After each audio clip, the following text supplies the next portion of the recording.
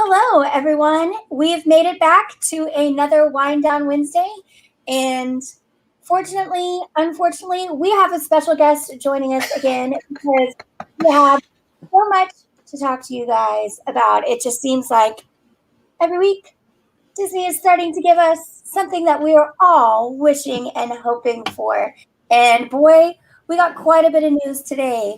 But first, let's just go around the horn real quick and introduce everyone. I'm Keels. You guys see me way too much on here, so I shouldn't have to be introducing myself to you. But in case you're new, you may want to hit that subscribe button if you're watching on YouTube, and I'll tell you why in just a little bit. But I'm Keels. I am a member of the Crescent Lake Club, and I am joined by in real life it's my left, but on camera to my right, it's Nola Disney Mama. This is Courtney. Courtney, how are you doing? I'm doing well, going through summer and just waiting for July when all the fun Disney stuff ramps up. And yes, we have a question in the chat. Who is that gorgeous kid? I guess you're probably talking about this guy down here. Yes, this is the famous Ryan Teets. You may know him from his Instagram live about an hour ago. He goes by Ryan Runs Disney. So if you guys are checking him out on Ryan Runs Disney YouTube, come on over and see us at the Crescent Lake Club because we have some big news for you over here. But how are you doing tonight, Teets? Not too bad. It's a little hot because our air conditioning is not working, but I'm surviving. So.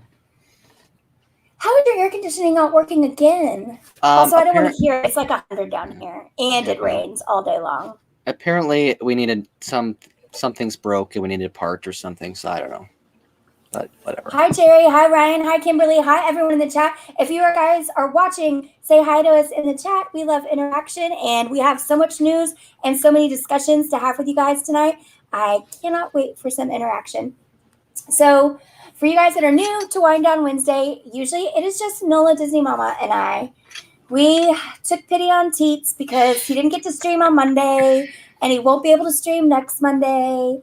And he just loves talking on the internet to people in front of the camera. That's why he went on Instagram Live about an hour ago.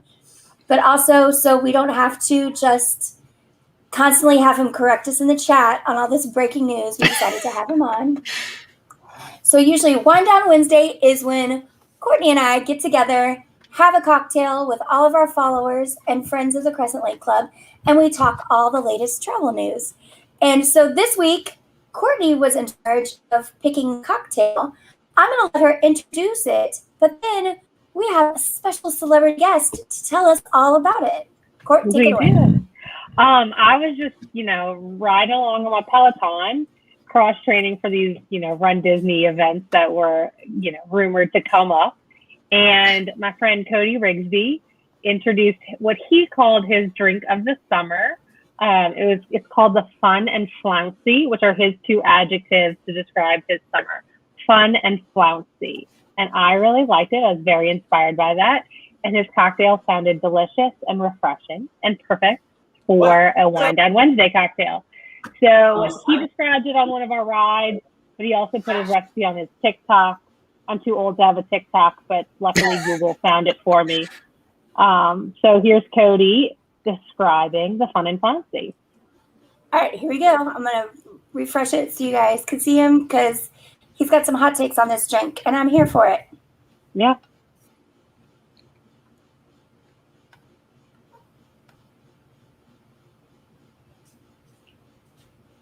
Come on, Cody. You can do it, little buddy.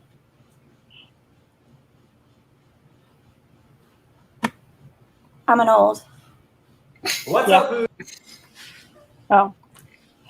Wow. It's Cody Rigsby, and as promised, I'm here to show you the tutorial on the trashiest summer drink of 2021, the Fun and Flouncy. What you're going to need today is some rosé, a diet lemon lime soda, and some frozen berries. Okay. Let's do this.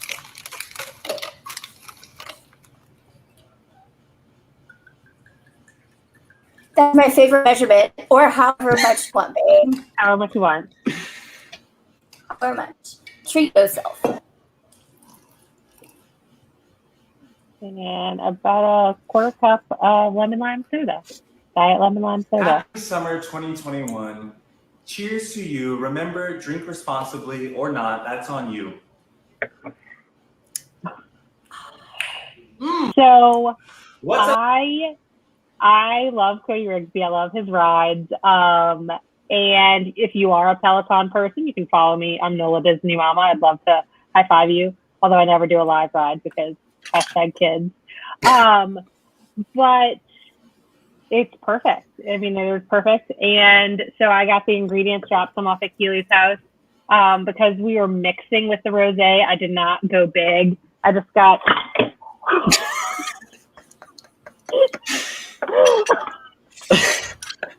For once, it wasn't me. Well, I've had a sip. Just got some Charles and Charles, like $8, $9, and some Diet Sprite to mix together and make this delicious, fun cocktail for the summer. I love it.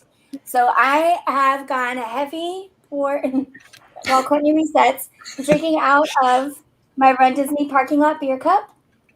I'm hoping come marathon weekend, I'll be able to find one of these cocktails. Or you know what? Maybe I'll just check this stuff in my gear bag and mix one on my own. Because it's delicious. Mine is a little bit darker because I went heavy on the berries, but I figured they're like ice cubes, but better for you and like antioxidants and all sorts of stuff. This is fantastic. And yes, I did just pour rosé until I felt like stopping. And then I only used like half of the first little bottle of Sprite. What are you drinking, Teets? I've got a Kona Island Seltzer, passion fruit orange guava flavor. Those are yummy. So it's good you're going low key because what time do you have to wake up to go to the airport tomorrow? Yeah, flight is at 6. So I'll probably I'll be at the airport by 5. So I already got an alert that it's supposed to be busy at the airport. So everyone's flying. Yeah.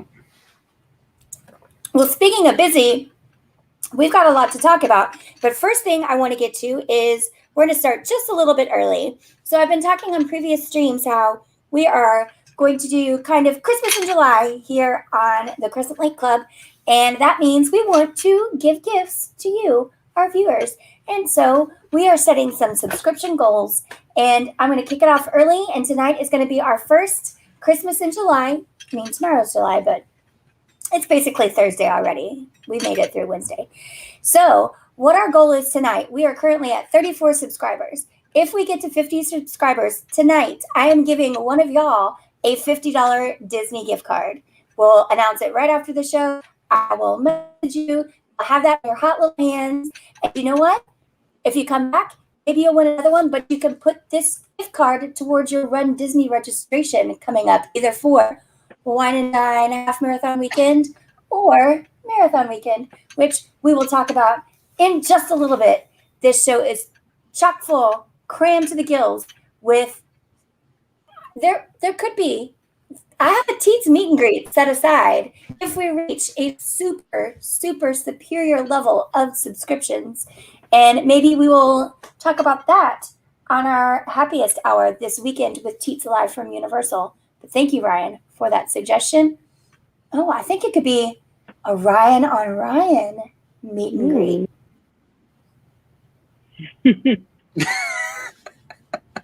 I like what I got cooking up here. So first off, we're just going to start with a couple of little bits, little updates, a little around the horn, because we have 3 really big topics to talk about tonight. And they're so big, like I said, that's why we had to bring in Tiny Teets. But we'll start with the little stuff first. So we got the announcement today that starting tomorrow, all the lights and fireworks at Hogwarts at Universal Studios Orlando will be back. And this thing is so fun to see at night. They've already been doing a night show that's kind of themed. They do a little pre-show that's the Olympics, and then they're kind of cinematic spectacular. And then Hogwarts over in Islands of the Adventure, this is kind of their night show. I've seen it before, but it's really cool because Teets thinks they're doing it just for him. Because tomorrow he will be picking up his brand spanking new Universal Orlando annual pass. And, when has Disney ever done fireworks just for you, Teets? Never. Though they're starting fireworks tomorrow too, so I had to, book some park passes to get over there as well. So they're not keeping me away this time. This is just Universal Orlando trying to keep your attention on them. So that was fun. That's fun, happy, thumbs up, yay news. Also this week we got a little kind of frowny, sad face, thumbs down news. Disney Cruise Line was anticipating having their first simulated cruise sailing, which is something that is currently required by the CDC for ships to go with basically children on board. And they were planning to use about 300 cast members along with the ship's crew to simulate what a sailing would be like with COVID protocols, if you had to isolate and all these different things. Well, something went awry with the testing, and that has been pushed back. But the language is still good. They still plan to do multiple simulated sailings. So we don't know if this means multiple on the Disney Dream and the Disney Fantasy, or the Disney Dream, the Fantasy, Wonder, the Magic. We don't know. But they will be back. They are going to try to salvage some of the late summer to early fall Caribbean season for Disney Cruise Line. I think that's any other. Correct me if I'm wrong, Keely, but the issue with DCL halting their test cruise wasn't even that someone tested positive, but that the test results were inconclusive, putting DCL at like an even greater safety standard than is required, and then that a greater safety standard than the other cruise lines are doing. So for better or for worse, they're taking longer to get off the ground, out to sea, however you want to say it, because they're being super, super extra cautious. Yeah, they do have more kids than probably any other cruise line. Absolutely. Carnival is sailing 100% without children. They are doing very small amounts of children on board. You basically have to apply for a waiver process, and you find out 2 weeks at a time if your kiddo gets to sail or not. Royal Caribbean is having more of them, but there's no kids club. Kids have to wear masks, or kids can only go to the kids club like a total of 12 hours over a 7-day cruise. In some places, they can't even get off the port and go to the beach. They're on the ship. So for Disney, it's really important that they get this right. And they were able to identify a definite flaw in their testing process that was causing so many of these tests to come up negative when the CDC requires all your crew members and your simulated passengers to be vaccinated. Also to make sure it's all safe. Yeah. So if they noticed something was going wrong with whatever lab or test or something they were doing, we're going to shut it down, re-rack, and it looks like probably in about 3 weeks to a month, they'll be going back for another test sailing. So that's that. Any other little bits that I missed before we get into our 3 big topics? I don't think so. You sure, Teets? You seem like you wanted to say something. Well, the only thing is if we wanted to mention the couple small discounts that came out today. Yeah, we can go ahead and run those through. Yeah, so we got a Florida resident and an annual pass discount this morning. The Florida resident was mainly just Pop Century. They did say other resorts would be included, but they didn't specify on those. The Pop Century rate was $149 a night, basically just August like 8th through the September 4th. And then the annual pass holder rate was a few more resorts. You had Pop, I think Grand Floridian and Coronado, was it? And then those also same dates, August 8th through September 4th. So it seems like August is going to be a slow time, so they're putting out some discounts for that time. Interesting to me that they put a rate on it, not a percentage off like they normally do. I think that's interesting. Another discount that was announced yesterday is for Disneyland. They did their armed services, their why is it? If you're the military discount, there we go. Military discount announced starting, I believe, July 6th, because I had some people wanting to book that. So if you're in the military and looking to go to Disneyland, you can get some discounted rates in their rooms there as well. So yeah, so that's it, you guys. That's all the big news we had to talk about tonight. It was great to see you. Make sure you hit that red subscribe button, bell notifications, because you never know when we're going to go live and tell who won. Keely, why do you look ridiculous? What are you wearing? Oh, I just woke let up me interrupt like this. I just woke up like this. Yeah, just felt. It's almost the Olympics. We've been watching sports so much and so much qualifying, track and field, gymnastics, all of that. Yeah, I just felt like, wearing all of my RunDisney marathon medals that are really itchy in the back and heavy. I forgot how ridiculous this is when you stack them all together on top of each other. Now I am wearing this ridiculous get up, not just for them and all of you on the internet to laugh at me, but I mean, you're going to anyway. But we got some really exciting news today. I think it's something Teens have been looking forward to since maybe March 13th, 2020. I was gonna say the Monday after or Tuesday after drinking around the world in 2020. So, let's go ahead and say a good 17 months. Teets, do you want to do the drum roll? What's the big word that you got today that made your little tiny teets heart happy? Well, RunDisney finally announced that in-person racing is back. A lot of people expected it to start with Marathon Weekend, but we are getting a full Wine and Dine Weekend later this year. So we kick it off with Wine and Dine Weekend, the 4th through the 9th, I believe it is, at Walt Disney World. Again, you get the full. It's going to be villains themed again. It looks like exact same characters as last year for the virtual. So RunDisney, cutting corners and using the same themes as previous years. Same thing for Princess. They're using the exact same princesses as last year. The Marathon Weekend all is pretty basic, but they're giving it a 50th kind of overlay, so that's kind of cool. But otherwise, and then we got a big announcement of the new race weekend that will take over Star Wars in the springtime surprise, but not a lot of details yet about that. Yeah. So do you want to share what my originals? I know you talked about it on your Instagram live. That's Ryan Runs Disney. He didn't come and do his Run Disney talk on Crescent Lake Club. He just had to go and get out there and present all of his bits and speculation to his masses before coming on stream with us.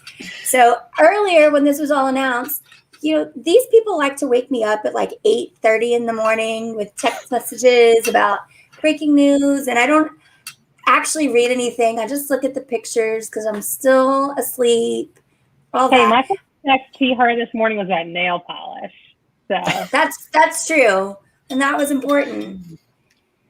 I think it was to maybe witty and me anyway. So all I did was I just looked at it. I'm like, so that header has It's a Small World flowers, but it's Tower of Terror, Expedition Everest, and Spaceship Earth. Oh my God. They are bringing back all of the crazy races that we wanted. And that's what I told Teets. At first I said, Teets, you have to run Expedition Everest with me because we're either coming in first place or I'm murdering you. Which is fair. Luckily enough, I found Whitty's going to be my partner for Expedition Everest, so I don't have to be frustrated, come in last, and then go to prison for murder. So it's really exciting. So yeah, so that's kind of speculation. You guys a bunch of y'all are Run Disney fans. Tell us what you're most looking forward to about this Run Disney announcement in the chat. Are you excited about just in-person races? Are you excited about the new themes? Are you excited about Star Wars finally being wiped away from the face of Run Disney World like it never should have shown up to begin with? You got your land. It doesn't need to infiltrate Run Disney anymore. Me? Well, I'm not really excited about any of it, but Clearly, you're not. Yeah. You're not. Not at all. Courtney, what do you think about today's Run Disney announcement? As someone who's never done a Run Disney race, but who really wanted to do the Tower of Terror 10-miler, like whenever the last time they did it was, and I saw it, I was like, that's a really cool race. This was before I'd ever done the longest I'd ever done was like a 5K. So the thought of doing a half marathon or full marathon was like completely daunting. And I just thought a 10-mile race ending at Tower of Terror was so cool. So if that's the spring surprise, I'm going to find a way to do that for sure. But I'm super excited. I am particularly excited that Princess, which is Keely's favorite Run Disney event, is the weekend of Mardi Gras.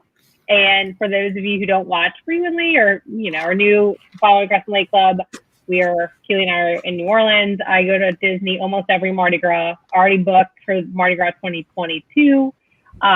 So I can just double dip that trip and add on Princess half marathon. I'm still not crazy enough to ever do a full marathon. I don't think I ever will. The thought of running for 5+ hours is like death. So I'll stick with my 2.5-hour marathon. I'm not humble bragging like Peach and try to claim to do a sub-2 half marathon. You know what? I'm looking forward to a race weekend so Ryan can meet Ryan in person. Because also that's the one exciting thing about Run Disney is it does really bring people together. Full disclosure, that's how I met this little goofball down here, except when I met him, he was like a preemie and he also hid from me. So that was really weird. So I don't know why he would do that. My husband today was like, is your phone blowing up with all this Run Disney stuff? Like, you've never done Run Disney. I was like, I know. He's like, do people really do it? Like, is it a big thing? And I was like, think about this. My husband's a runner, like a big runner. I was like, you know how crazy obsessive only talk about running people are. You know how crazy obsessive only talk about Disney people are. Now put those two together, and that's what Run Disney is. So yes, it's a big deal. And yes, people are super excited. And I know I haven't done it yet, but count me in to the crazy Run Disney people. Yeah, I am in for Marathon Weekend. In fact, 1 and 2, if you guys used to watch our Origin shows, Crescent Lake Club Live for Sunday Fun Day, you would have met Angela and Leslie. They are our spectacular spectators during Run Disney weekends, and they love going in January so much that even when there wasn't races, being this year, and they already made it for next year based on historic dates, they're always at Disney during Marathon Weekend. So because they will be there, I will be there. I'm only doing one race this year. I had grand plans, but we have to pour one out to, I know where did I put it? My most favorite medal that I ever earned, this guy, Castaway K Challenge, appears to be no longer with us. Teets, am I ever going to get to do this in real life, or am I just going to have this medal that I paid $35 for online? I mean, I also paid $35 for that online, but I'm hopeful it returns. I think they're kind of uncertain of what cruising is going to look like just yet, so it's probably why it's not back as of now. I'm hopeful in the future, come 2023 or beyond, that we do get that one back. But yeah, that is not happening as of right now. One thing we also did not mention is all the race weekends, well, at least the first 3, we don't know about the springtime surprise, but first 3 weekends will offer a virtual option in addition to the in-person option. So, and then I also have to mention that I have met Ryan in person already. I believe it was 2018, I ran part of the full marathon with him. So he's met you. Why does he want other people to have to meet you? It's a good question. I'll have to get Ryan, what are you most excited about? All of it. Spending $600. Yeah, giving my $600+ to Run Disney again, and everything.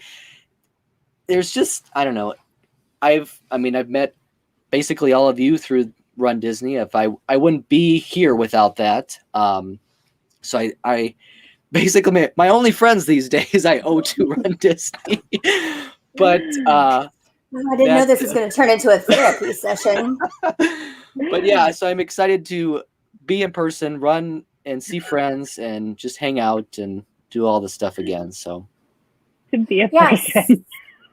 So when we there's your clip, Keely, for your ringtone. I'm excited to be a person again. I just said that as a bit, but no, that's really going to be it. Every time Teets texts me, it's just going to be him saying, I just wanted to be a person again.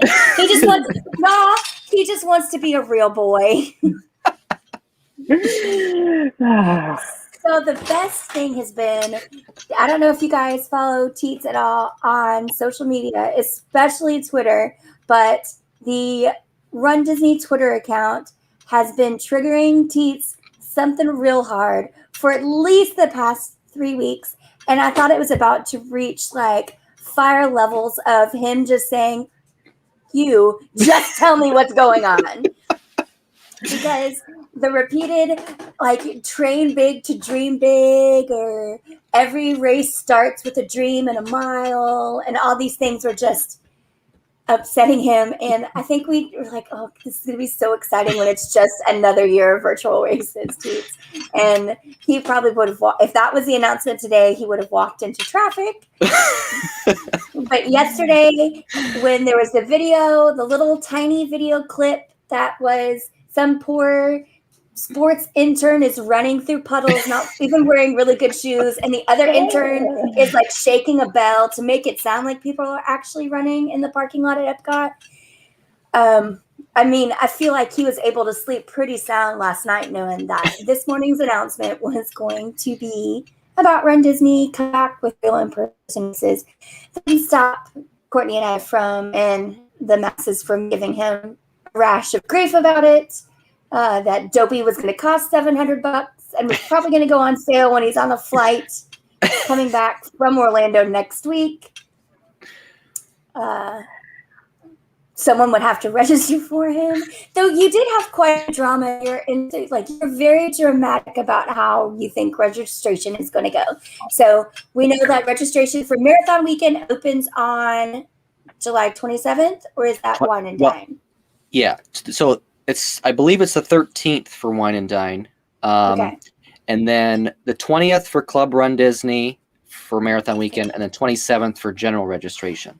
That's the only thing. There's no AP or DVC, which a bunch of people have been freaking out about too. No early registration for AP or DVC. Just Club Run Disney gets early registration. And then no travel agent bibs or packages this year either. Which, as travel agents, we saw some of the uproar about that in the Facebook groups. But to be honest, you didn't get commission on the bibs, and there were hardly any of them to be had. You couldn't really buy them in advance of the day that race registration went on. So it's, if you guys were counting on a travel agent bib, things have changed from 2014, 2015, when not only were the travel agents the way to go, but you could find a real fire sale deal if you were waiting right before race registration closed, in, say, December 19th, I think is when I got my last Dopey registration from a travel agent in 2018. Yeah, those days are long gone. These races sell out. They capacity control them to sell out. Or sometimes I even think they create a market scarcity for them. I think the one thing we're still waiting to hear is charities. Will it just be the title charity that is allowed to do bibs, or are we going to see charities themselves get the bibs like they had before? I think it's probably not going to be. They may have allotment they can pull from, but it's not going to be like in the past days where travel agents and charities could say, I want 25 Dopies and 50 marathons and 100 of this and 100 of that. And then they have to guarantee that they're going to sell them, or they have to eat the cost. I think those days are long gone, just because there's just too much demand, and it's a lot easier for Run Disney to manage the field and capacity manage everything if they are in charge of that. What do you guys think? And you in the chat, if you have any thoughts on how registration is going to go for any of these races, tell us. Yeah, I'm interested to see what they do with charities. I don't know. I mean, we haven't seen anything on that yet. They've been kind of. I mean, we got dates and stuff today, but there's still a lot of details And prices. Yeah, we got prices, of course. But there's still a lot of holes missing.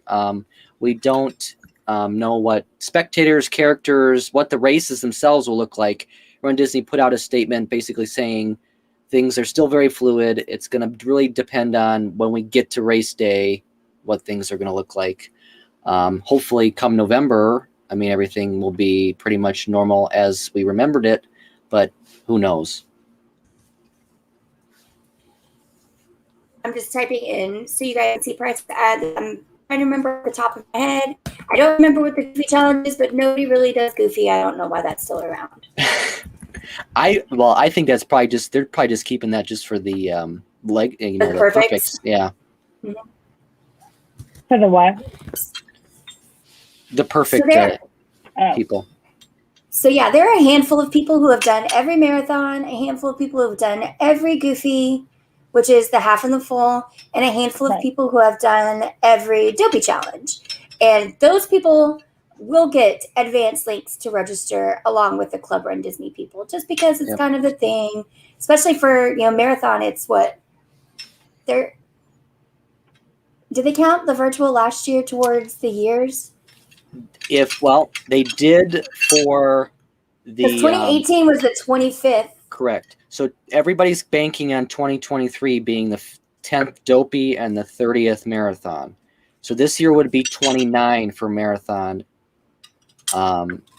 They did count last year's virtual for Wine and Dine as the 5th anniversary for the challenge. So I would just like to point out that the last two real in-person, well, I don't remember what the one after that was because I didn't do that. Look at these very Saints-inspired black and gold medals, you guys. Especially this one right here. That's the only way. If it's a black and gold medal in 2022, fine. I'll tough it out and run the marathon.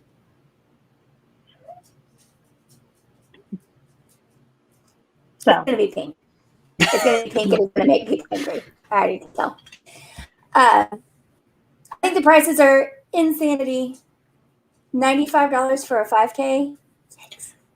Well, if I remember correctly, I want to say it was like $89 last time for in person for 2020. I want to say it was like $89 for the 5K. So that's not a terrible increase then. No, the Dopey went up $10. It was $590 last time. I want to say the marathon and half were $188.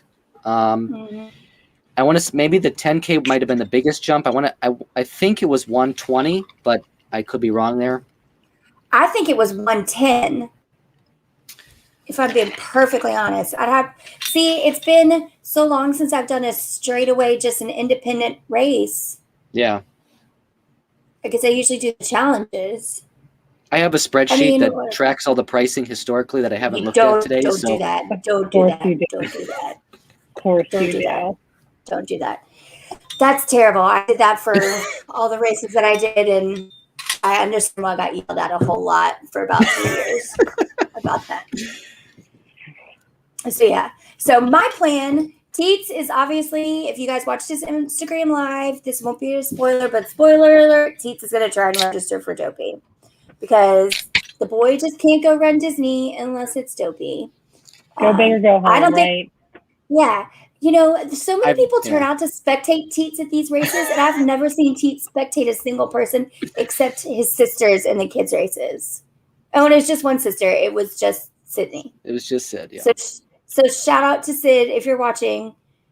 You're the only person Teets likes and will take time out of his busy schedule to go spectate at a RunDisney race. I haven't done a RunDisney race weekend that I haven't done all the races. So you just really have the most FOMO. Like I have pretty bad FOMO, but that's like let's talk about wake up time and how early Teets gets to the start corrals to sit on the concrete by himself and not talk to anybody? You want to just go ahead and out yourself on this one, or should I tell everyone? I mean, I'm on the first bus every race except for Wine and Dine 2019 10K.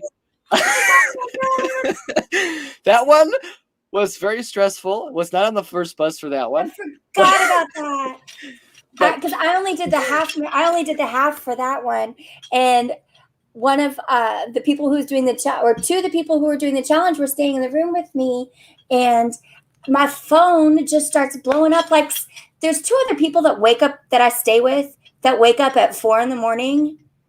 I go to bed at 4. I don't wake up at 4. So why they thought I would be awake to take these text messages at 4:30 and 4:45? Teet slept through his alarm, and it was Actually, like 5:15, and no one had seen him yet. No, I didn't. I woke up and then I'm like, I got time, so I kept laying in bed. I'm thinking I'll be fine, and I fell back asleep with my phone next to me because I was on my phone. So I fell back to sleep, and then all of a sudden, finally, the what woke me up was the hotel room phone, because I think Whitty or somebody called the hotel room, and then they called, so it rang, and that's what woke me up finally. And I'm like, it was like 4:45, and I'm like, oh shit. Yeah, and so for all you guys that are watching us are probably Disney fans, so you have to know already how hard it is to get an actual person at the front desk of your resort that you're staying at. When you call the front desk, it usually goes to a call center. So the fact that they were able to get to a person at the front desk that could direct them their call to Teets' room to wake him up was impressive. But yes, Teets almost slept through the 10K of his first non-dopey race weekend challenge, which was Wine and Dine, the 2-course challenge. And part of me was happy that he made it. I want to know what the rest of our weekend would have been ruined. Like, no one would want to be around you all weekend if you'd missed that 10K and you'd missed out on the challenge medal. Yeah, that would have been a rough weekend. So Teets learned lesson, and now he wakes up at 3 and is the first person on the very first bus and the first person through back check, and he sits for 3 hours by himself on the concrete waiting for the race to start. He doesn't go dance. He doesn't go wait in line to meet characters. I have done the characters before, but I don't do so much of that anymore. So then what's the point of doing these races if you don't do the characters? Just before the race, I'll do them. I of course do them during the race. And then what you gotta do sitting in that parking lot that you can't go see Mickey Mouse? And the lines have been getting too long before the races. You're there at 3:30. You know what that is? Long. That's a lot of listening to Clarissa when you don't have to, or Clarissa. Forgot about that. Maybe I'm out there at home weekend. Maybe I'll just save that $195 for something else. I'm not even saying. That was so in 2020, I didn't even run, but we stayed at Beach Club, and I still woke up at 3:30 angry, wanting to throw something because we could hear Carissa at Beach Club. Terrible. Oh, no, I'm still going to hear her at Old Key West. Because I'm sure of all the announcers, she'll be the one to be back, too. So, because she's a Galloway. I'm not going to say what just went through my head. Not going to say it. So that's our Run Disney talk. I'm going to sign up for the half. I'm hoping Courtney will also be doing the half with me at Marathon Weekend because it will be fun to have someone to train with here in New Orleans. Yeah. I will not be doing Princess. That is the last weekend of Mardi Gras here in New Orleans with all the parades that are right by my house. No. We'll see about that. We'll see about that. Mm-hmm. Mm-hmm. Sarah and I have some work to do. You got a lot of work to do. There's gonna have to be some well, what if Josh dresses up and runs? Like, no, no, you're gonna have to finagle a way for me to win the COVID lottery, and then some. I'm not missing the last weekend of Mardi Gras to go run a race that I hate. Anyway, Teets will go. Teets will wear a blonde wig and pretend to be me. I'll coach him on how to complain the entire time, and it'll be perfect. So that's our plan. So Run Disney, it's back. More details to come. We'll see how registration goes. I don't think it's going to be as dramatic as Teats makes it out to be, but we shall see. Up next, all right, we be getting more and more food news, but we got quite a bit today this week, including some favorites returning, and a signature has undergone a reimagination. Courtney, why don't you tell us about that? Yeah, so I will be waking up before 6 o'clock tomorrow to make dining reservation for later in July for Citrico's, which is reopening later in July with a new theming, themed after Mary Poppins Returns.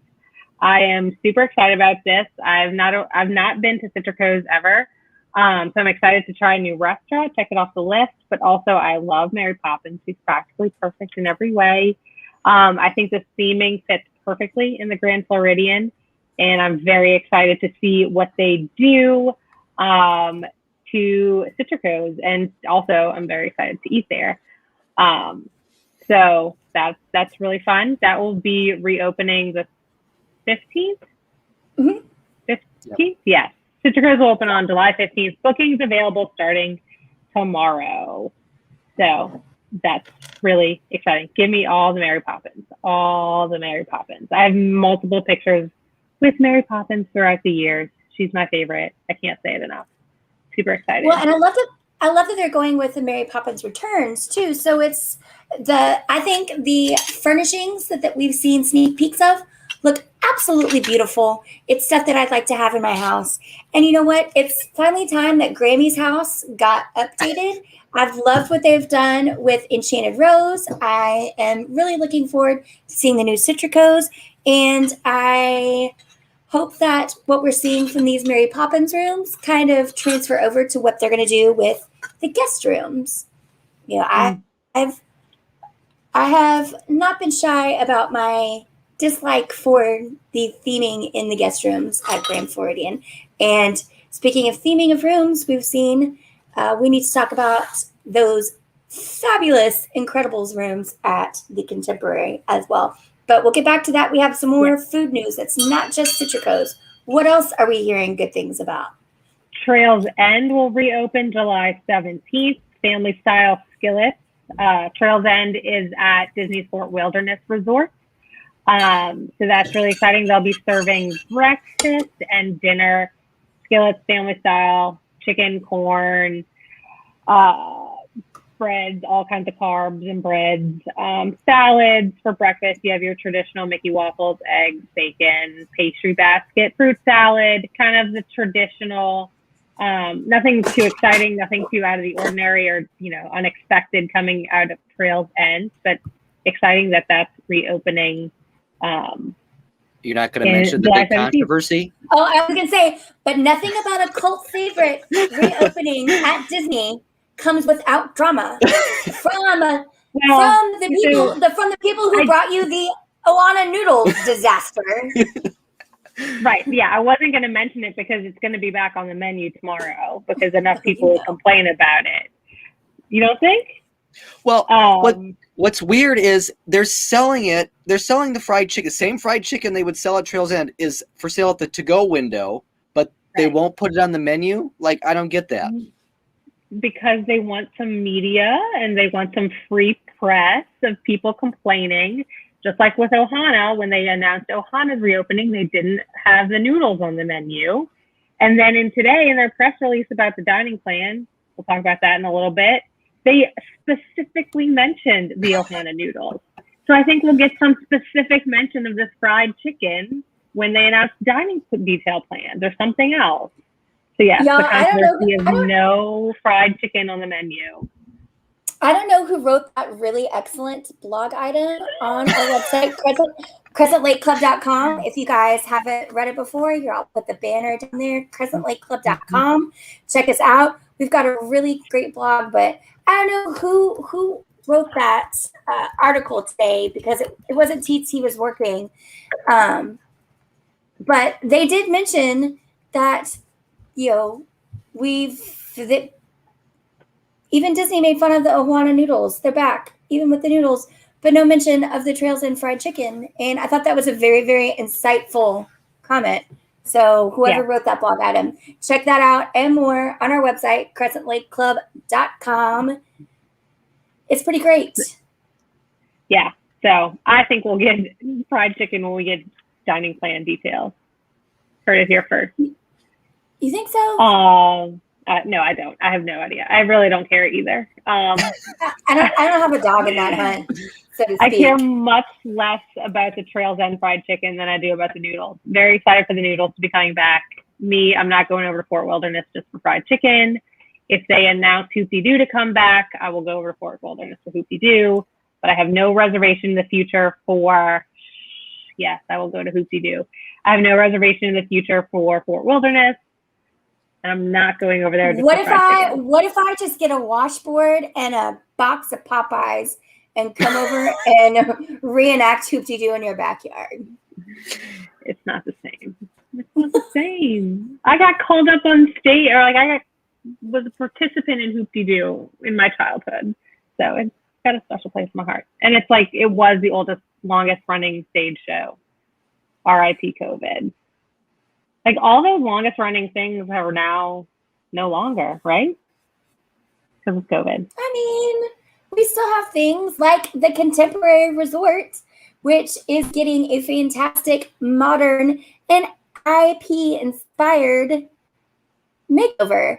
And I don't know that I've ever seen social media so polarized over these rooms that I think are freaking amazing. So yeah, the Contemporary, all the rumors were true. The tower is turning into rooms themed after The Incredibles. They also feature really cool touches and paying homage to the monorail, like the oversized mirror in the bathroom. I think it's great. It's basically they took out and replaced all the furniture. It's really modern, and most of the IP touches are in soft textiles. The curtain looks really great. When you close it over your window that faces out to the park or to the lake, you see the Flying Incredibles on it. You see homage to Edna Mode. I absolutely love when you open the closet doors, you see the Incredible suits hanging up in the back behind where the hangers are. Same with if you open up the door, you see a book or a comic book and a remote. I absolutely love the Contemporary rooms and the renovation that they are doing there, the refurbishment, which is even more exciting about something we're going to talk. I'm more excited about something we're going to talk about in the next segment. But what do you guys think of these incredible rooms? I think when you walk into those rooms, you're going to be like, oh, this is a really nice, huge deluxe room because it's at the Contemporary, and those rooms are some of, if not the biggest on property.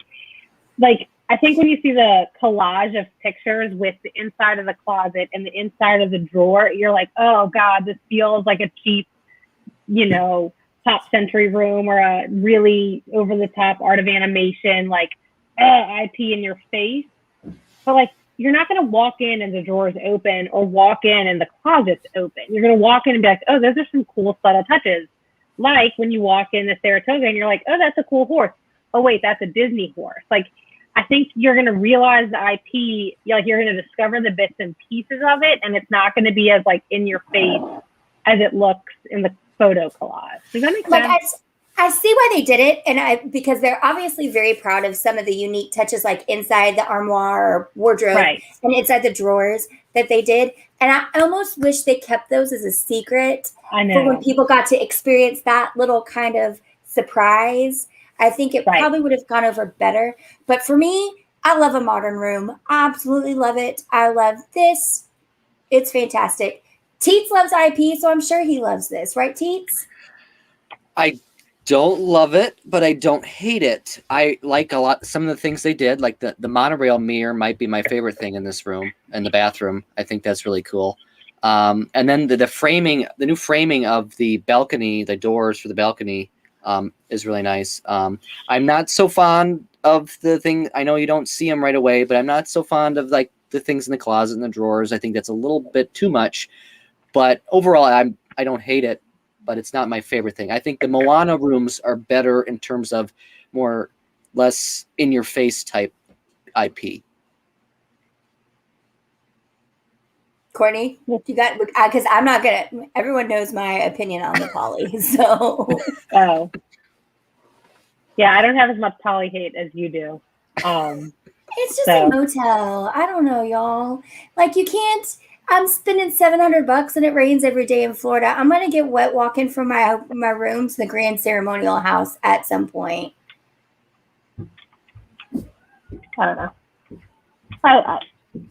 Keith and I can agree to disagree on contemporary, and I like the poly room, but I don't know.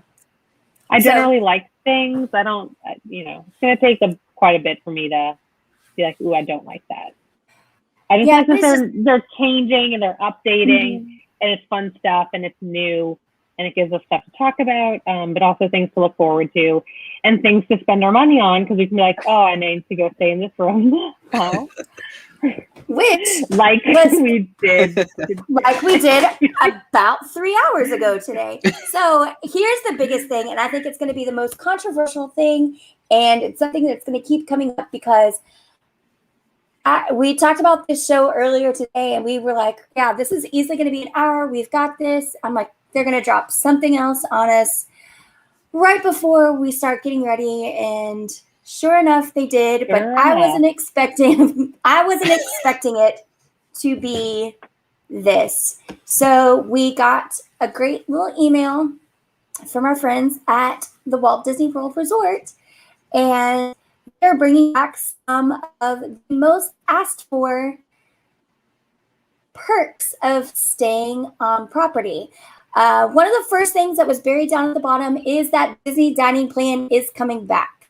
And there's no other details other than, yes, it is coming back. We know you want it. We're trying to figure it out. We'll announce that at a future date. Something that they did say is coming back and gave us the future date is early entry for those staying at resorts. And that will start on October 1st. This is not just an arbitrary day. This is the grand opening ceremony of the 50th anniversary celebration. So that's great. If you're staying on property, the really exciting perk of being able to get into the park an hour or two early before everyone else has been restored. Everyone loved early morning hours or early morning magic hours, but they also loved another on-site perk, which used to be extra evening hours, which is when they would kind of filter the park out and only on-property resort guests would get to stay for an extra hour or two as part of their park ticket and resort stay experience. That's coming back, but it is only for a select class of resort guests. This is only available to those staying at a deluxe or a deluxe villa. So yes, that includes any of the DVC resorts, and that means Contemporary, Poly, Grand Floridian, Animal Kingdom Lodge, Boardwalk, Beach Club, Yacht Club, Old Key West, Saratoga Springs. Only guests staying at those resorts will have access to these after hours, extra Did you say Wilderness hours, Lodge? and all of that. Wilderness Lodge. Yeah. I always forget about Wilderness Lodge because it's there, but not really there. Right. So back there. So probably the best price point generally. Notice how that wasn't available when I immediately started looking for a room for October 1st. So full disclosure, the Crescent Lake Club will be staying at Contemporary for one night on October 1st. And for 5 people, we've got a room with 2 queen beds and the pull-out sofa. So it'll be fine for one night. It's not cheap. Keith and I aren't sleeping anyway. That's true. You guys are getting content all the time. It's not cheap. All of these rooms are at rack. So we are staying in a garden wing, garden view room. Like I said, it's 2 queen beds. So it's not going to be one of the incredible rooms. It's an old room. Probably going to look like Grammy's room. Let's be honest. For 5 people for one night, it's $877.50. So this has given this social media and Disney fans a very, very, very it's almost like a Civil War opinion. There are people that say, oh, okay, this is great. And there are people like, what? No, this is so stupid. This is so stupid. Why are you separating everyone? So I want to kind of go on the horn, and I'm going to start with Courtney first and get your thoughts on this new change and kind of just allowing deluxe and villa/TBC people the extra after park hours experience. So I'll just say straight up, I'm all for it. If you've listened to any show, especially shows prior to Easter, spring break, I have been ranting and raving about how there are no perks to staying on property anymore. Again, some of that's coming back. We're seeing some of that resurface. But especially in the spring of this year, right now, currently, there's no real perk to staying on property. You know, they announced Magical Express is going away. We don't have Disney Dining Plan. There's no magic hours. We don't have fast passes to be able to do the early pass window. There's not even the booking for dining. You know, you can do your whole length of stay instead of just 60 days out. It's really not that big of a perk. So I am all for bringing back any perks for staying on property. As a huge Disney fan, I know the perk of just having the Disney magic of staying on property. Something that's kind of intangible. You can't really put it into words. It's just that feeling of staying on an on-property resort. So I'm all for bringing back any perk. But I also kind of thought that we would see something tiered coming back. So, you know, the next question kind of that they haven't addressed, the elephant in the room, is fast passes. Keely and I are on the same boat. I think it's going to be something tiered. Maybe deluxe gets some and moderate gets none, whatever. It's not going to surprise me if any of these perks that are coming back become more and more tiered, like the resort property. Yeah, because you're paying $800 a night. You're paying $600 a night, $1,000 a night. So, I do think that people staying deluxe should get something a little bit more than the people paying $200 and $300. And yes, I know that's still a lot of money, but I'd rather see that than them do nothing. Because in April they were doing nothing you had nothing extra for your $800. Yeah. So, and Kimberly brings up a great point. And this is something that I would never utilize them, even when I did stay on property, because I am not a morning person. But for morning people, which it seems like that's something that's intrinsic and is like in the lifeblood of a Disney fan, is they are a morning person. So those extra early admission hours, you really do get a jump on the crowds.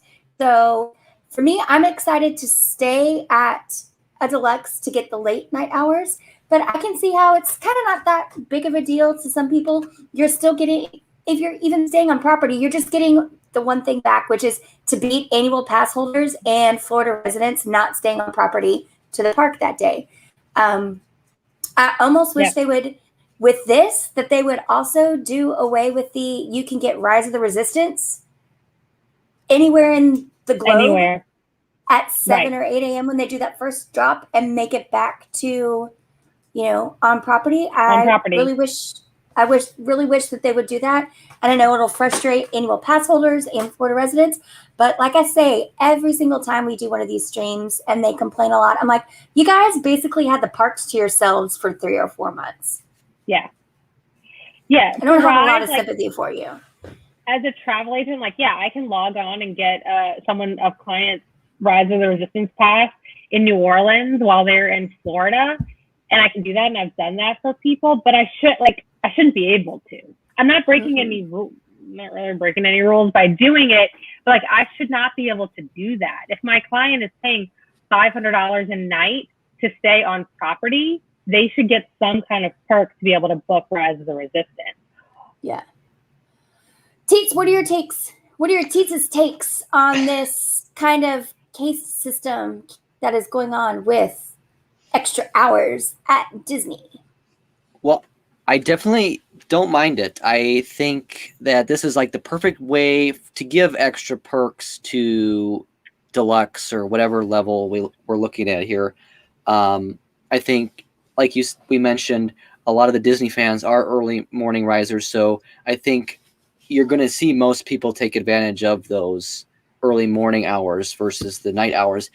I'm interested to see how like what the hours are. If is it just going to be an hour? Or are we looking at, because sometimes you saw extra magic hours would be 2 hours, or so I'm interested to see how late they go with this.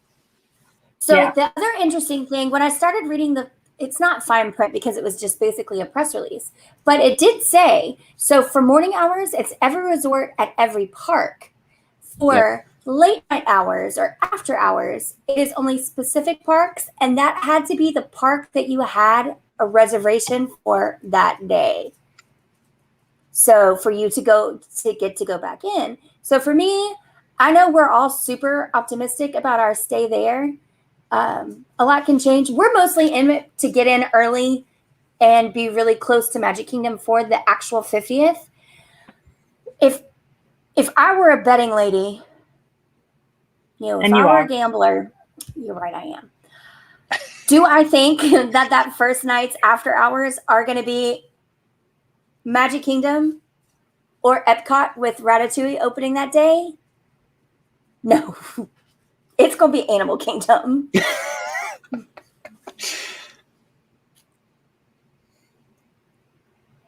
Just save this. So when it happens, but I also like we'll come back to this. We will address this when it's announced. Meanwhile, Pete and I will be in Magic Kingdom from 6 a.m. till midnight. So we drag. Where's my picture? Where's my picture of the two of y'all asleep in the car on Spaceship Earth when we got shut down and evac? We had to shake to wake both of y'all up. It was so great. I was sitting right behind them, and you just see Teet's head fall to this side, and you just see Courtney in her ears just kind of lean over, and they're just both like just Susan, so peaceful, so comfy and warm, while Rome was burning all around us. They're just sleeping through it. So yeah, don't ever trust Teets or Courtney to save you in a disaster, like when Rome burns.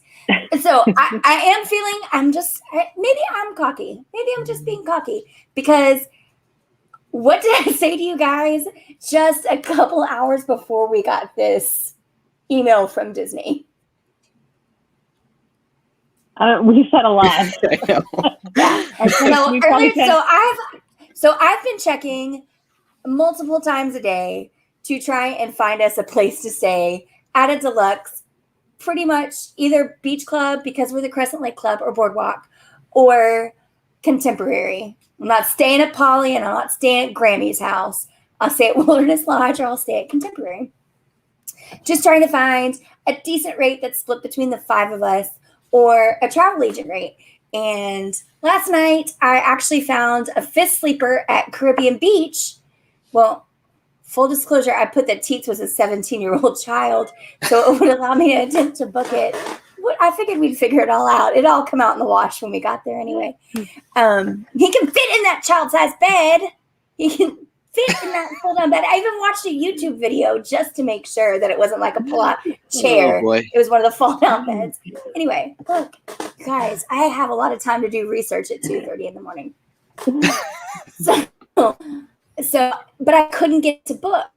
And then Courtney couldn't get a reservation to pull up. And then we get the alert that all of Disney dining and exclusives bookings or enhancement bookings was down.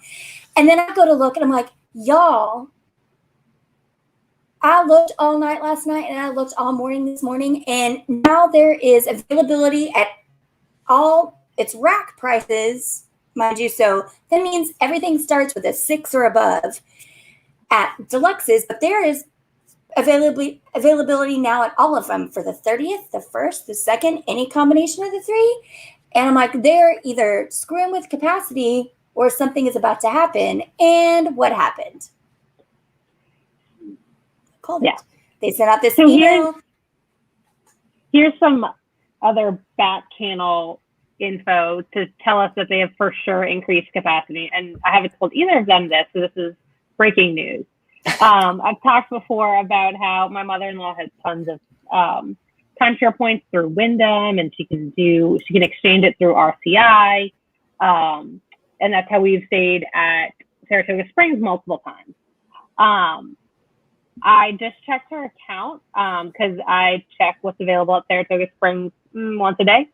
And I could pretty much go any week in August, which previously there was literally no availability. But I could stay at Saratoga for all of August if I wanted, some availability in September, and like random days. So that like the availability that goes into RCI is overflow of what they think of what they have open, that they're not going to book for cash, that they're not going to book through DVC, that they give out to other vacation clubs, timeshare rentals, et cetera, et cetera. So they've opened stuff up because they're saying if there's availability on RCI, then Disney is saying we're not getting people to pay cash and DVC isn't renting this. So we'll then open it up for people to exchange their other points from other travel timeshare vendors to come stay here. And there's quite a bit of availability. So I'm going to be staying at Saratoga at some point pretty soon, I feel like. So they've opened up availability like quite a bit. Interesting. That's why I put on the breaking news banner down at the bottom. Breaking news. Breaking news. So, and we've had conversations just about the inner workings about how Disney, so we talked about restaurants reopening, but we're also seeing a lot of really, really popular quick services are coming back online. And we're seeing resorts get announcements that they're opening up. And if anyone follows the Orlando Sentinel or any kind of news entity, they would be telling you that things, they're offering bonuses for very specific positions, and it's usually like bus drivers, housekeeping, lifeguards, that's like $1,000 signing bonus. And with the college program coming back online, I think most of those college program in this early semester, Marcus, you missed the fried chicken talk, buddy. You missed it. You missed it. I was waiting for you. I had it all teed up. Just waiting. I vamped for a good while waiting for you. You missed the fried chicken. You know what? I said I'm going to take a box of Popeyes over to Courtney's backyard and recreate Hoop-Dee-Doo review. That was the end of the fried chicken talk. But I think so most of these college program kids are going straight into quick service food and beverage, lifeguarding, and mousekeeping to get these resorts back to where they need to be, which leads me to believe we are about to see another and probably the final and most anticipated resort announcement within the next couple of weeks for an opening within the next 6 to 8 weeks, just in time for the 50th. And raise your hand if this would make you happy. I already know it is.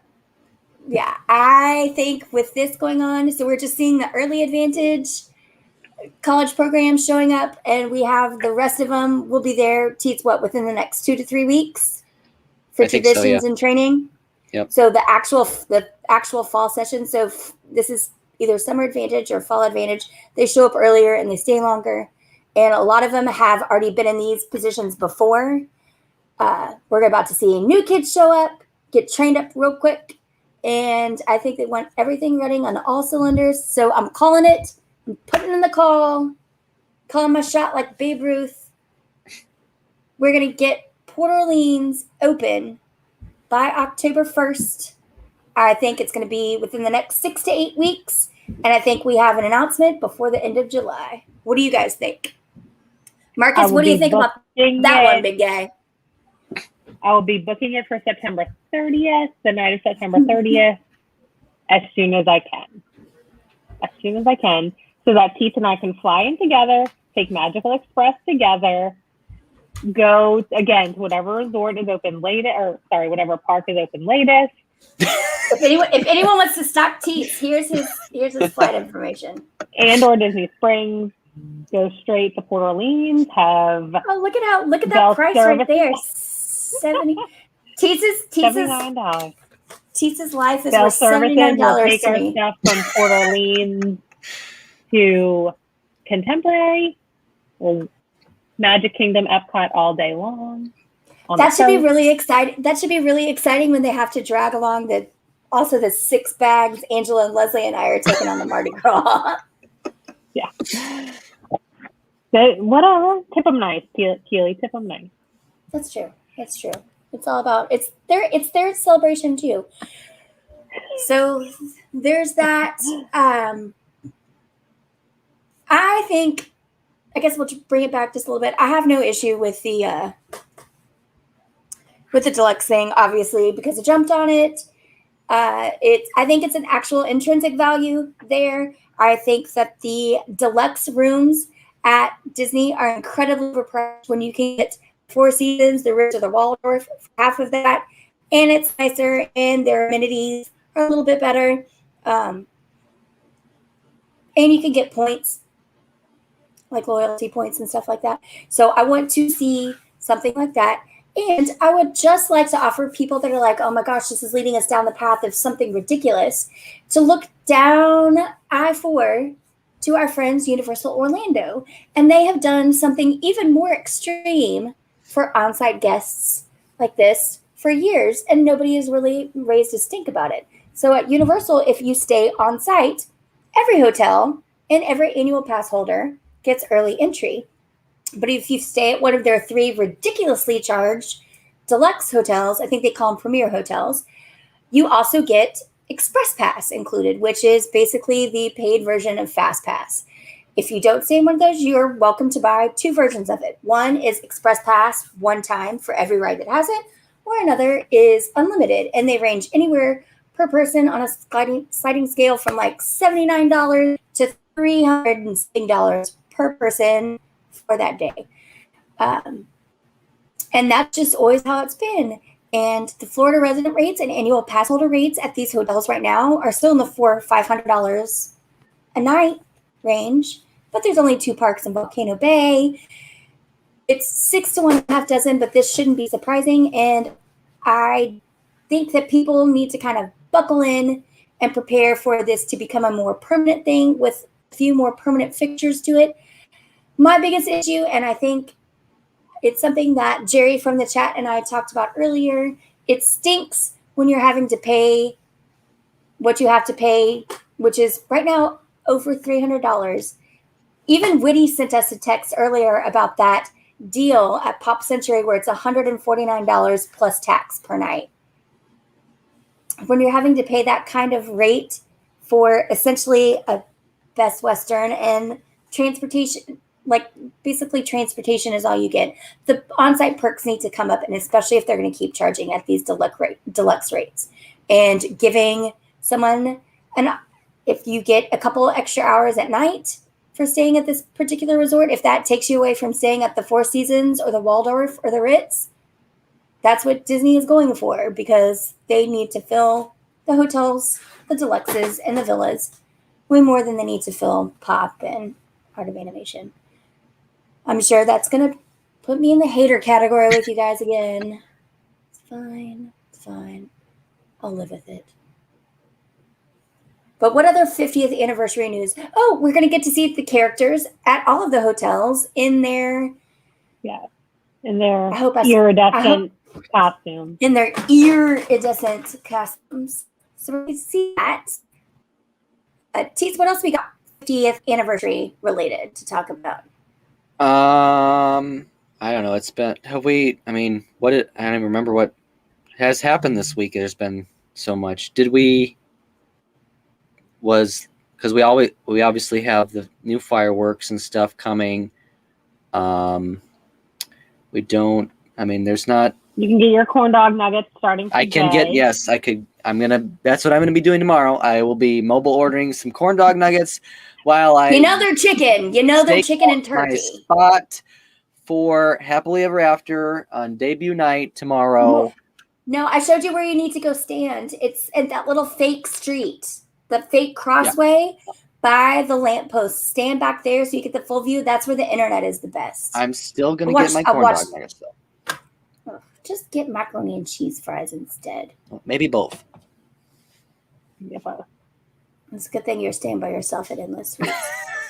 You know what? If we've got 11:30 is when the cast preview of Epcot Forever occurs tonight. I watched we got to see everyone that is a working cast member at Magic Kingdom last night got to take a guest, and they got these really cool tickets, and it was called Happily Ever After Homecoming. And they really did a great job of welcoming all the cast back and thanking them for putting up with everything that they had during the pandemic to get to this point where parks are normal. Like, let's just go ahead and say it. The parks are normal. Everything is back to normal, except Fast Pass. But with the fireworks and everything, they even had Jordan Fisher come out and speech. You guys don't know, Jordan Fisher won Dancing with the Stars, but he was also the lead singer of Happily Ever After, this song for the fireworks. And he came out and gave a really great, inspiring speech. I think he's on Disney Fairy Tale Weddings. He talked about how he got married inside the castle, and his first dance with his wife was like right down where a guy in a tie-dye shirt was on his phone texting right then. He's like, oh yeah, I had my first dance right there.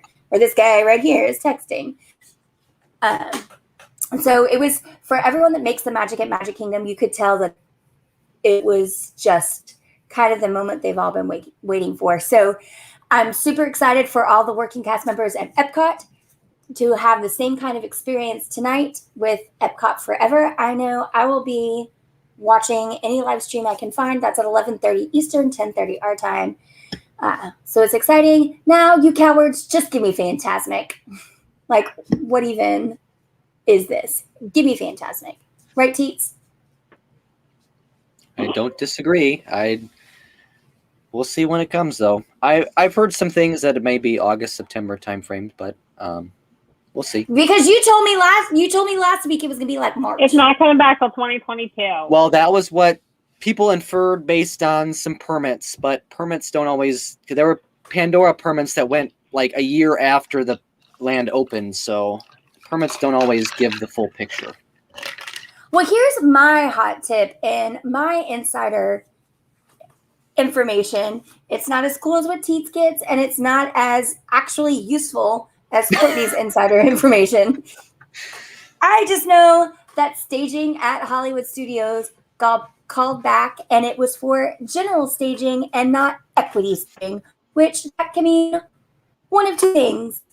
I'm getting my hopes up for Fantasmic, and they're just going to give me Disney Junior Dance Party, or we're getting Fantasmic back. So it typically, for a show that they have to cast and train, you're looking at 3 to 6 weeks for something like Fantasmic. It just depends how many primary roles that to stand on a boat and wave. No, it's travel loop. You have Belle and Beast dancing, and yeah. Just don't fall through like Dopey did that one time. Remember that? No, every character, unless the only time I've seen a parade have a segment that was not travel looped, which means the characters were not taught any kind of thing to do with their hands. It was cavalcade at the end of Fantasmic, or end of Spectro, and that is because you could never guarantee that you'd have enough people the right different heights to fill out the characters that they needed. So they just did whatever characters they could get, and so you could pull from other parks and other areas, like sets that weren't parade, and just slap them in the costume and have them act like the character, but not have to do a travel loop. So when you guys watch, even the cavalcades we see now in the parks have a very, like, they're doing things with their hands and they're moving in synchronized time. It is all still choreographed to be consistent, and they're allowed to like have their kind of pantomime and independent activity and animation moment. But to keep them on time and keep everyone moving the way the show should be moving and the parade is moving, they have an 8 or a 16 count travel loop. Just watch hands. Just You'll like, see it. Just like when you march in a parade, you just do the same 32 counts over and over and over and over and over and over and over again. Yep. I want Fantasmic. Oh my gosh. So the really great thing is there's going to be 5 of us there for the 50th. Because there's a chance that all 5 of us have to be at different places at the same time. And we're giving up so a huge bedroom condo for a double queen from a contemporary, which is let's re-rack a 2-bedroom condo with 2 bathrooms and a kitchen and a full kitchen. And a full kitchen that's not really costing us anything. It was for $177.50 per person for just one night at the Contemporary. Are we really? Yes. Don't cancel that Wyndham. Don't cancel that Wyndham room until we see how this hours thing shakes out. This kid is paying $600 to run 50 miles, so I'll pay the $200 to stay at Contemporary.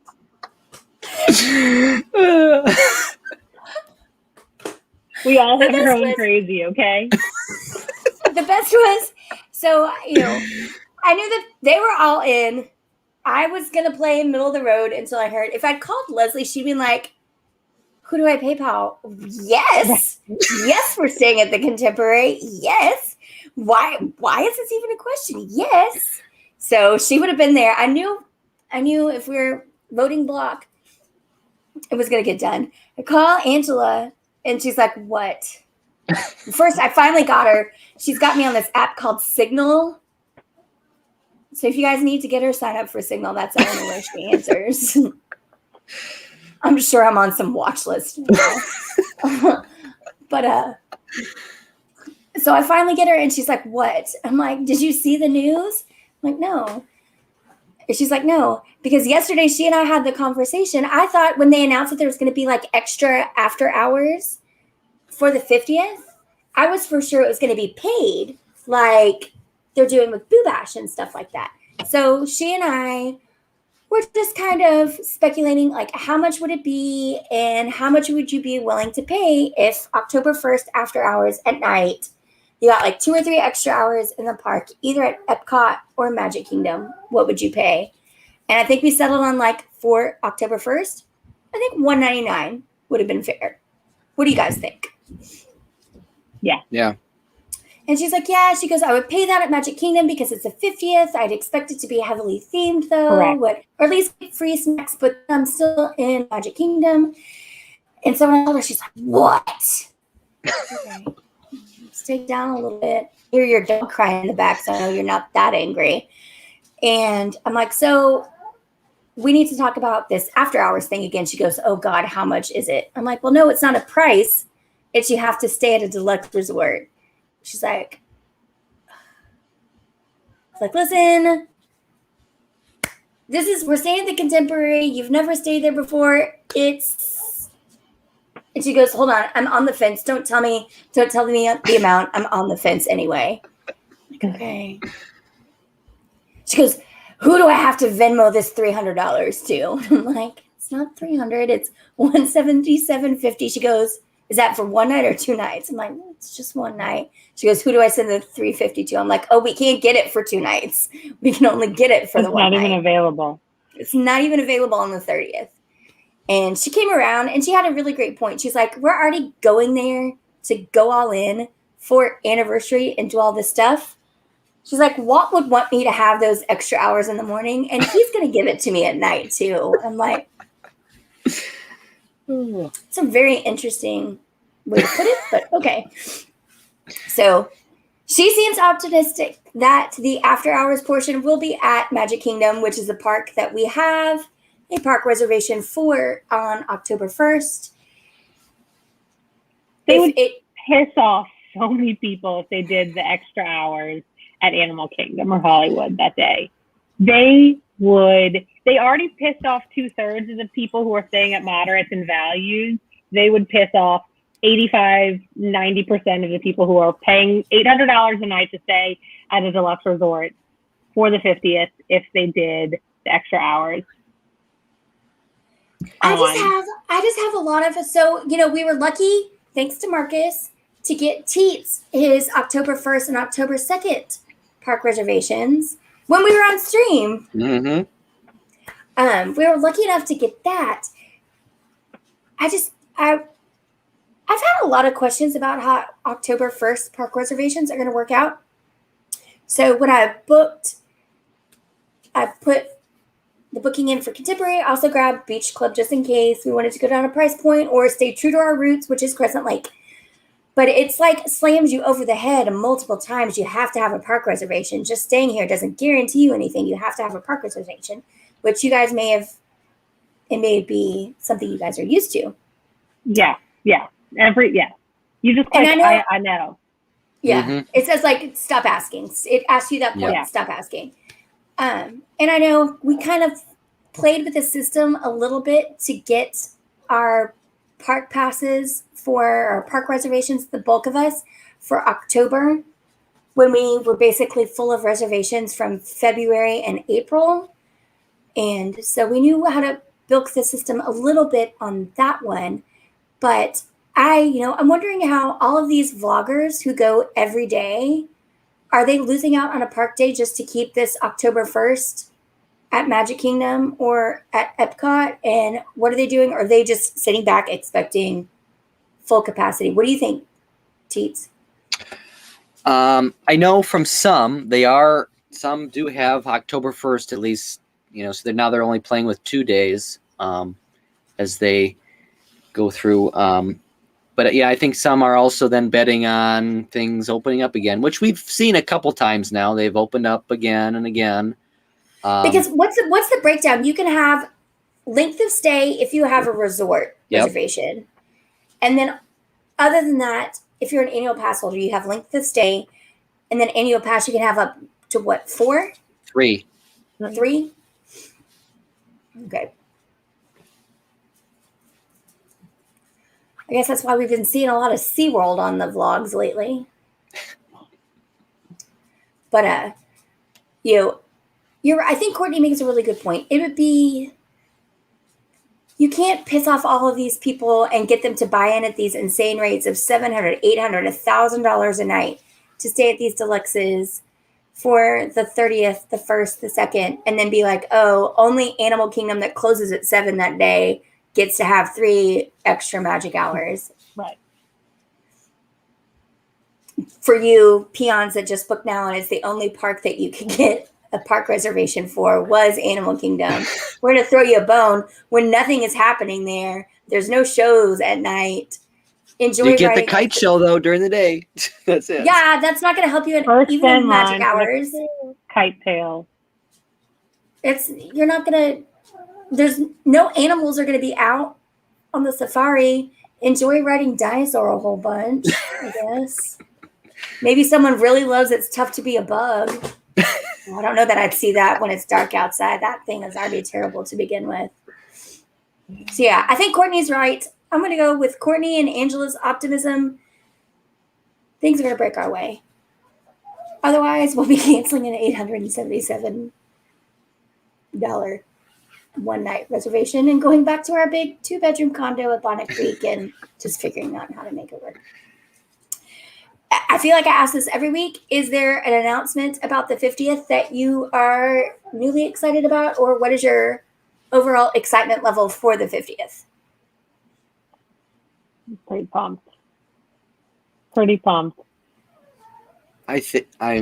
We keep getting more details. I think at first, a lot of people, including myself, were very skeptical about what it would look like given the situation and that things would be toned down because of COVID and Disney being their money-saving selves that they normally are.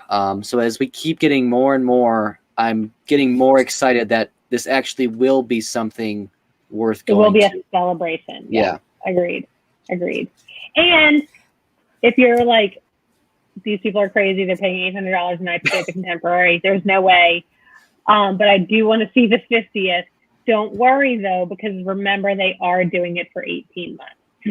So it is going all the way until 2023. So you do have... Right? It's not glowing away anytime soon. It's going to be with us. And I am. It's a call back to Main Street Electrical Parade is glowing away, but then it just, like jury duty, just keeps coming back. Yeah. I'm getting hyped for the fact that I really feel like you guys are underestimating how much time I'm going to be willing to spend at Magic Kingdom. Yeah. And maybe it's just this fun and flouncy that's making me say this. So good job. I see what you did, Courtney, and good job, Cody, on this one. Thanks, Cody. Cheers. But yeah, no, I have my plan, and I'm willing to take one for the team and miss out on some things because I do want to go see Kite Tails. I think it'll be cool, and it'll be a nice break from the madness at Magic Kingdom. Yeah. I can go and I can go ride Everest. I can grab whatever the Himalayan ghost drink is from right there at the bar right by Everest, and I can go sit down and sweat my ass off in a amphitheater for a day show that has no shade. It's gonna be amazing. I should bring an umbrella. Where's my packing list? Maybe I'll get a parasol at Magic Kingdom and just take it over to Animal Kingdom. No, I'm excited to see all of it. And on top of that, except country bears, because how did I talk myself into doing all of these? Marcus was here. But on top of all the excitement of the 50th, we have collectively, 50 days in Disney World between the three of us in the month of July, something. Oh my goodness. July and August, yeah. I'm guesstimating here, but you can be sure we'll have lots of content over the next month or two. Ryan will be in the Motherland starting tomorrow. Keely will be there in the next week or so, right? Week to 2 weeks, maybe. Week or 2 weeks. I'll be there everything at the end of July. For 2 weeks at the end of July. I said 17th was my drop down to be there, which means it'll probably get extended. My stay will get extended into August, which is totally fine because that means I get 2 annual pass holder buttons at Universal. Yay. So we will be looking at Disney, Universal. Keely and I will also be visiting Legoland and SeaWorld. Sesame Street, I'm going to meet Big Bird. So excited. I'm excited to meet Boss Baby at Universal. Keely or my 5-year-old? Who's more excited to meet Big Bird? He just said he's excited to meet Boss Baby. You literally look like Boss Baby, except you have facial hair. Oh my God. If you hadn't, why didn't you tell me that before I sent off your Crescent Lake Club shirt today? I would have also sent you a suit t-shirt to wear to go meet Boss Baby. Oh man. It'd be like Benjamin Button.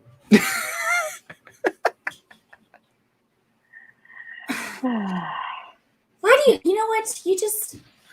This would have been great content, and you just ruined everything. Thanks, Geeks, for the 300 people that are watching us right now. If you're watching us live on YouTube, please hit that red subscribe button and the bell notification. If you guys are watching us on Twitch, hit that purple follow button so you guys will know when we're going live. Teets will be going live tomorrow, though. And tell us how you'll be streaming and what you will be streaming and what time. Don't say it's Instagram Live. Well, we'll see how it goes. I don't know the full details yet, but I'll be at Magic Kingdom to see Happily Ever After on debut night. I'm sure that there'll be a million other people streaming and recording it and doing, whatever all the bloggers do because everybody wants to be there for the fireworks debut. And then the 3rd, I'll also be back. I'll be at Epcot that night for Epcot Forever. And then back on the 4th, Happily Ever After again. So. You're hoping for a 4th of July tag on Happily Ever After on the 4th, aren't you? Well, or perimeter fireworks. I'm not sure that will happen, but at least they do more pyro than Universal, so that's why I'm going to Disney for the 4th. So when are you going to go see the Harry Potter fireworks? Maybe after Volcano Bay on the 2nd, or yeah. Well, Teets said he was going to be streaming live. I'm sure it's going to turn into an Instagram live, and he's just going to talk about his stress about RunDisney drama while he watches fireworks, especially when he hears Happily Ever After and The Hunchback of Notre Dame go the distance. It's going to make him remember Cone Alley and how he's just not going to be able to get into Dopey because they're not doing an AP early registration period. Where's the lie? I mean, you shouldn't have gone on Instagram live before this. As if Courtney, Whitty, and I trying to pull you off sides wasn't evidence enough. Yeah, I was waiting to see how you would answer Whitty's question about how long after birth can you run a race. I just let that one scroll. I didn't even want to touch that one. Anyway, you guys, thanks so much. We're watching the subscribers. Don't forget, we are giving away a $50 Disney gift card once we hit 50 subscribers. Tell your friends, hit that red subscribe button here on the Crescent Lake Club. There will be no Teets on Monday, but I may have a special guest on Monday come talk Captain America's Civil War with me so we can keep this speeding along.